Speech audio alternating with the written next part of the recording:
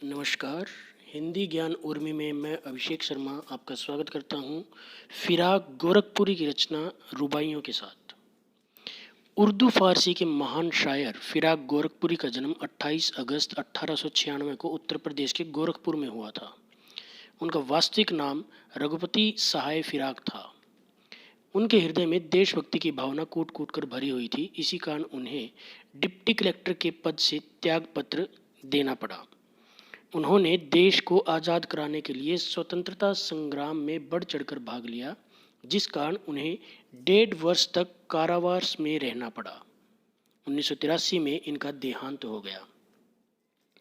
इनकी रचनाएं हैं गुले नगमा, वज़्म ज़िंदगी, रंगे शायरी, उर्दू गज़लगोई आदि। रुबाइयाँ कविता फिराक गोरखपुरी द्वारा रचित है। यह उनके प्रसिद्ध काव्य संग्रह गुले नगमा से ली गई है। इस कविता में कवि ने एक माँ के वात्सल्य भावना का अनूठा चित्रण किया है। कविता के अनुसार चलते हैं। आंगन में लिए चांद के टुकड़े को खड़ी, हाथों पे झुलाती है उसे गोद भरी। कवि कहता है कि माँ अपने बेटे को गोद में लिए खड़ी है आंगन में और अपने हाथों में उसे झुला रही है। रह रह के हवा में जो लोका देती और रह रह के उसे हवा में उछाल देती है। गूंज उठती है खिलखिलाते बच्चे की हंसी। इससे बच्चा प्रसन्न होकर खिलखिलाकर हंसने लगता है और उसकी हंसी वातावरण में गूंजने लगती है। नहला के छलके निर्मल जल से उलझे हुए गेसुओं में कंघी करके। कवि कहता है कि माँ अपने प्यारे बेटे को स्वच्छ जल से नहलाती है तथा उलझे हुए बालों में कंघी करती है, उसके बाल संवारती है। किस प्यार से देखता है बच्चा मुंह को जब घुटनियों में लेके है पिन्हाती कपड़े। जब माँ अपने बच्चे को घुटनों के बीच खड़ा करके कपड़े पहनाती है तो वह अपनी माँ की मुख को बड़े प्यार से देखता है। कवि कहता है कि माँ अपने प्यारे बच्चे को घुटनों के बीच इसलिए खड़ा करती है कि उसे कपड़े पहना सके और वह गिरे ना। दिवाली की शाम घर पुते और सजे।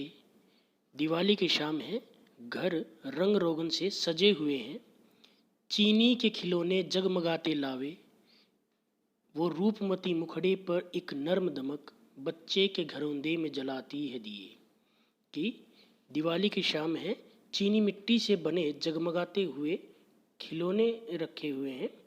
वो रूपमती मुखड़े पर एक नर्म दमक और माता के चेहरे पर एक नर्म दमक आ जाती है जब बच्चे के घरौंदे में जलाती है दिए। जब माता अपने बच्चे के घरौंदे में, छोटे से घर में, खिलौने रूपी घर में दिया जलाती है, अर्थात माँ अपने बच्चे के सुखद भविष्य की कामना करती है।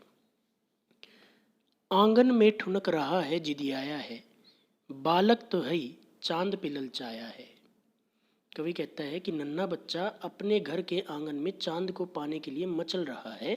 वह इस जिद पर अड़ा हुआ है कि मुझे तो केवल चांद चाहिए। दर्पण उसे दे के कह रही है माँ, देख आईने में चांद उतर आया है। माँ अपने बच्चे को बहलाते हुए उसके हाथों में दर्पण देती है और कहती है, देख आईने में चांद उतर आया है, अर्थात मैं तुम्हारे लिए चांद ले आई हूँ तुम्हारे हाथों में। रक्षाबंधन की सुबह रस की पुतली, छाई है घटा गगन की हल्की हल्की। बिजली की तरह चमक रहे हैं लच्छे, भाई के है बांधती चमकती राखी। कवि कहता है रक्षाबंधन का पवित्र त्योहार आनंद की सौगात लेकर आया है।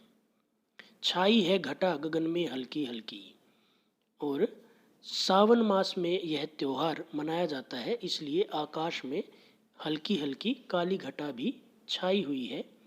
बिजली की तरह चमक रहे हैं लच्छे, और जिस प्रकार आकाश में बिजली चमकती है उसी प्रकार राखियों के लच्छे भी चमक रहे हैं।